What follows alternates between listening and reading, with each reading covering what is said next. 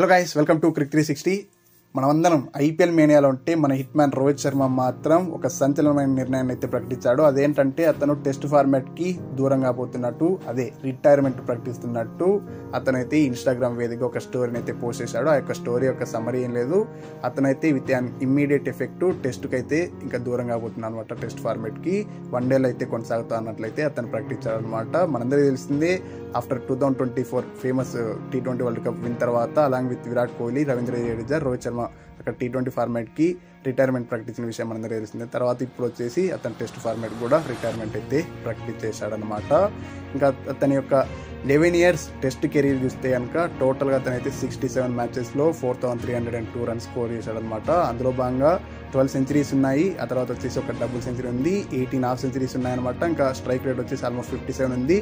Average కూడా చాలా మంచిగా ఉందన్నమాట, 40 యావరేజ్ అయితే ఉంది.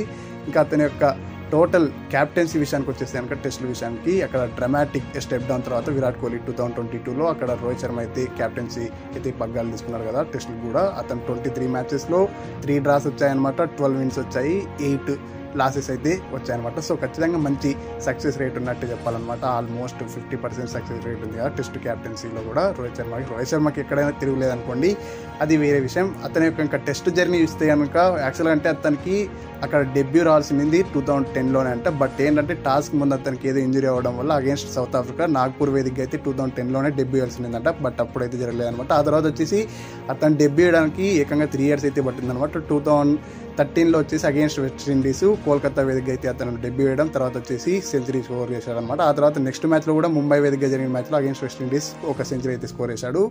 ఆ తర్వాత వచ్చేసి మరి అంత ఫ్లూయెంట్గా అయితే కనిపించలేదు అనమాట. రోహిత్ శర్మ చూపించిన ఇనిషియల్ ప్రామిస్ అయితే అంత చక్కగా కనిపించలేదు అనమాట. తర్వాత 5 years అయితే పెద్ద మంచి రన్స్ అయితే ఏమి ఉండలేదు, టెస్ట్ కెరీర్ కూడా అంత మంచిగా అయితే ఏమి ఉండలేదు అనమాట. ఎందుకంటే ఆ లాస్ట్ 5 yearsలో జస్ట్ ఒక సెంచరీ మాత్రమే వచ్చింది అనమాట. అగేన్స్ట్ శ్రీలంక 2017లో నాగ్పూర్ వేదిక అయితే ఆ సెంచరీ కూడా వచ్చింది. బట్ అతని యొక్క టెస్ట్ కెరీర్ ఎప్పుడంటే టర్న్ అయిండేది అతను ఎప్పుడైతే ఓపెనర్గా ప్రమోట్ చేశారు కదా 2019లో అగేన్స్ట్ సౌత్ ఆఫ్రికా. మన సౌత్ ఆఫ్రికా వచ్చేసి ఇండియాలో పర్యటించినప్పుడు అప్పటి నుంచి అతనైతే ఇంకా అప్రతిహతంగా కొనసాగిందంటే ఖచ్చితంగా అవునని చెప్పాలి. ఎందుకంటే ఆ తర్వాత వచ్చేసి అతను స్కోర్ చేసిన 12 సెంచరీస్లో అవుట్ ఆఫ్ 12లో 9 సెంచరీస్ వచ్చేసి యాజ్ అన్ ఓపెనర్గా వచ్చినప్పుడే వచ్చాయంటే అర్థం చేసుకోండి. ఆ తర్వాత వచ్చేసి రోహిత్ శర్మ అయితే ఇంకా వెను తిరిగి చూసుకోలేదు.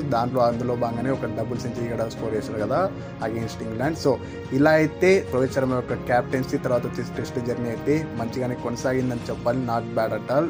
బట్ ఎప్పటి నుంచి విమర్శలు వచ్చాయి, ఎప్పుడైతే న్యూజిలాండ్ వాళ్ళు వచ్చేసి మన ఇండియాలోనే మనల్ని క్లీన్ స్వీప్ చేశారు కదా టెస్టుల్లో, అప్పటి నుంచి రోహిత్ శర్మ క్యాప్టెన్సీ మీద అయితే ఎస్పెషల్లీ టెస్ట్ క్యాప్టెన్సీ మీద అక్కడ విమర్శలు రావడంతో అక్కడ నుంచే ఈ యొక్క అతనైతే క్యాప్టెన్సీకి రిటైర్మెంట్ ఇవ్వడం మంచిది అన్నట్టయితే కొన్ని న్యూస్ అయితే వచ్చాయి కదా. ఇంకా అక్కడ నుంచి మనందరం చూసాం ఏమైందో. సో దానికి సంబంధించి రీజన్స్ వచ్చేసి ఖచ్చితంగా ఒక వీడియోలో మరి డెడికేటెడ్ వీడియోలో చేద్దాం, ఏది రోహిత్ శర్మ ఎందుకు టెస్టులకి రిటైర్మెంట్ ప్రకటించాల్సి వచ్చింది అనేది సపరేట్ వీడియోలో అయితే చేద్దాం. మరి అలా చేయాలంటే ఫస్ట్ వచ్చేసి ఈ వీడియోకి అయితే మనకి మంచి రీచ్ అయితే రావాలి.